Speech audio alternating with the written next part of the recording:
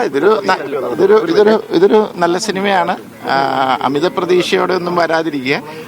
George കുട്ടിയുടെ കുടുംബത്തിൽ എന്താണ് സംഭവിക്കുന്നത്, അവരുടെ ഇപ്പോഴത്തെ അവസ്ഥ എന്താണ്, ആ കഥയാണ് ഞങ്ങൾ പറയുന്നത്. അത് എന്താണെന്ന് അറിയാൻ നിങ്ങൾ വരിക. അല്ലാതെ ഇപ്പോൾ നമ്മൾ വണ്ണിൻ്റെ മുകളിൽ 2, 2ൻ്റെ മുകളിൽ 3 അങ്ങനെയൊന്നും അതിന് വേണ്ടിയിട്ട് ചെയ്യുന്ന സിനിമയല്ല. ഇപ്പോൾ ദൃശ്യം 2ൻ്റെ സ്ക്രിപ്റ്റിങ്ങിനെ കുറിച്ചും ഇതിനെക്കുറിച്ചും എല്ലാവരും പറഞ്ഞു ഇനി അതിൻ്റെ മുകളിലുള്ള സ്ക്രിപ്റ്റിംഗ് ആയിരിക്കണം എന്ന് പറഞ്ഞാൽ ഞാൻ അതിന് വേണ്ടിയിട്ടല്ല ഈ സിനിമ ചെയ്യണം. ഞാൻ ജോർജ് കുട്ടിയുടെ കുടുംബത്തിൽ 4.5 വർഷങ്ങൾക്ക് ശേഷം എന്തൊക്കെ സംഭവിക്കാം, എന്തൊക്കെ സംഭവിക്കുന്നുണ്ട് എന്നുള്ളതാണ് ഈ സിനിമ പ്രതിപാദിക്കുന്നത്. അതുകൊണ്ട് നിങ്ങൾ അമിത പ്രതീക്ഷയൊന്നുമില്ലാതെ അവരുടെ കുടുംബത്തിൽ എന്താണ് നടക്കുന്നത് ആ ക്യൂരിയോസിറ്റിയിൽ വരാം തീർച്ചയായിട്ടും. അതായത് ഒരു കുഴപ്പമില്ല.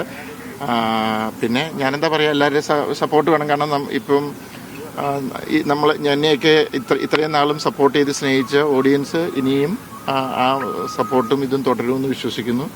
എല്ലാം നന്നായി വരട്ടെ, പ്രാർത്ഥിക്കുക. അപ്പോൾ ഒരു ഇരട്ടി മധുരം വളരെ സന്തോഷം. കാരണം അദ്ദേഹത്തെ പോലെ ഒരാൾക്ക് എന്താ പറയുക, നമുക്ക് ഞാൻ ഇന്നലെ വിളിച്ചപ്പോഴും അതാ പറഞ്ഞത്, we are all proud of you. കാരണം അതുപോലെ സിനിമയ്ക്ക് മാത്രമല്ല നമ്മുടെ ഒരു സാംസ്കാരിക ഇതിനകത്തും സൊസൈറ്റിയിലും ഒക്കെ ഒത്തിരി കോൺട്രിബ്യൂഷൻസ് അദ്ദേഹം തന്നതാണ്. അപ്പോൾ തീർച്ചയായിട്ടും അദ്ദേഹം എല്ലാ രീതിയിലും അത് അർഹതപ്പെട്ട ഒരാളാണ്.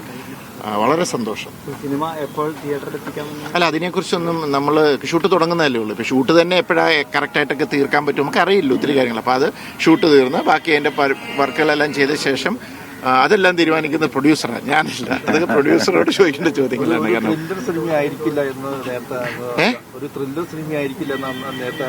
അല്ല, ഇത് ഞാൻ പണ്ട് തൊട്ട് ഇതൊരു ത്രില്ലറായിട്ട് കണക്കാക്കിയിട്ടില്ല. കാരണം ഞാനിതൊരു ഫാമിലി ഡ്രാമ, അതിനകത്ത് കുറേ അങ്ങനത്തെ കൈൻഡ് ഓഫ് സംഭവവാസങ്ങളുണ്ടെന്നേ ഉള്ളൂ. ഞാൻ ദൃശ്യത്തിനെ ഒരിക്കലും ഒരു ത്രില്ലർ, അപ്പോൾ പിന്നെ ഫാമിലി ത്രില്ലറാക്കി എല്ലാവരുടെ. കാരണം അതൊരു 2 കുടുംബങ്ങളുടെ കഥയായിരുന്നു.